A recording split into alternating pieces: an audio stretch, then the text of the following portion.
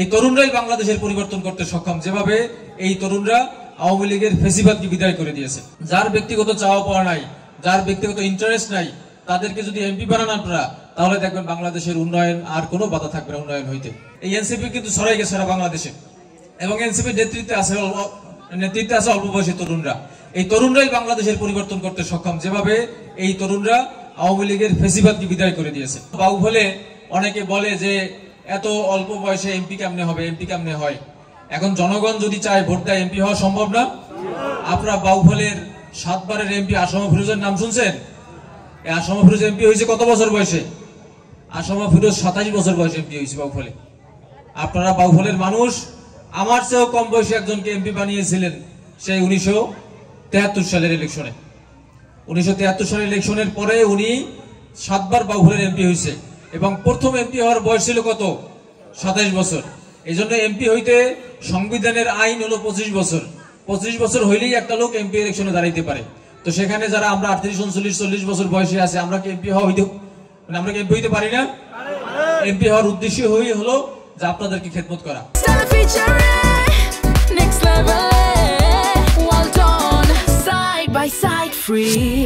আমাদের ব্যক্তিগত কোনো চাওয়া পাওয়া নাই, আমরা বাহুবলের মানুষের সেবা করতে চাই, খেদমত করতে চাই। এখন আপনি বলতে পারেন যে অনেক মানুষই তো আছে খেদমত করতে চায়, তাহলে আপনি আসছেন কেন?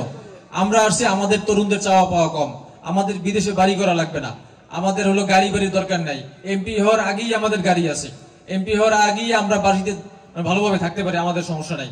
এই জন্য যার ব্যক্তিগত চাওয়া পাওয়া নাই, যার ব্যক্তিগত ইন্টারেস্ট নাই, তাদেরকে যদি এমপি বানান আপনারা, তাহলে দেখবেন বাংলাদেশের উন্নয়ন আর কোনো বাধা থাকবে না উন্নয়ন হইতে। আপনারা জানেন হযরত ওমর রাদিয়াল্লাহু তাআলা আনহু তিনি যখন খলিফা হয়, খলিফা হওয়ার পরে কান্না করতে করতে বলছেন যে এত বড় দায়িত্ব আমি কিভাবে পালন করব। যদি আমার এই খেলাফতের মধ্যে একটা কুকুরও যদি না খেয়ে মারা যায়, তাহলে কিয়ামতের দিন আমাকে জবাবদিহি করতে হবে। আল্লাহ আমাকে হয়তো এই কারণেই জাহান্নামে যেন না পাঠায় যে একটা কুকুরকে আমি খাওয়াইতে পারি নাই। তো একইভাবে আমরা হয়তো হযরত ওমর রাদিয়াল্লাহু তাআলা আনহুর মতো হইতে পারবো না, কিন্তু আমরা তার মতো হওয়ার স্বপ্ন দেখি, আমরা তার মতো হওয়ার চেষ্টা করি, যেন আল্লাহ তাআলা আমাদেরকেও হযরত ওমরের শাসনের মতো শাসন করার সুযোগ দেয়, বা সেই পর্যন্ত যেন নিয়ে যায় আমাদেরকে। আপনারা কি চান না এরকম একজন ভালো মানুষ চান না? আপনারা দেখেন বাংলাদেশে অনেক দল আছে, সেই দল অনেকের বিরুদ্ধে অনেক ধরনের অভিযোগ আছে, আমরা সেগুলো বলতে চাই না। আমরা একটা নতুন দল, আমরা মনে করি কারো সমালোচনা না করে আমরা সবাইকে নিয়ে সামনে এগিয়ে যেতে চাই। অনেক ইসলামী দল আছে, তারাও এখানে অনেক কাজ করতেছে, কিন্তু বাংলাদেশে আপনারা জানেন ইসলামী দলগুলোর কি অবস্থা, তারা বাংলাদেশে ক্ষমতায় যেতে পারবে কিনা এখনো মানুষজন সন্দিহান কিনা, যে ইসলামী দল হলেই ক্ষমতায় যাওয়া আসলে অনেক আন্তর্জাতিক সমস্যার মধ্যে এখানে থাকতে হয়। আমাদের দেশে পার্শ্ববর্তী দেশ ভারত সহ সারা বিশ্বেও তাকিয়ে থাকে যে কিভাবে বিভিন্ন ইসলামী দলকে ক্ষমতায় যেতে দেয়া না হয়।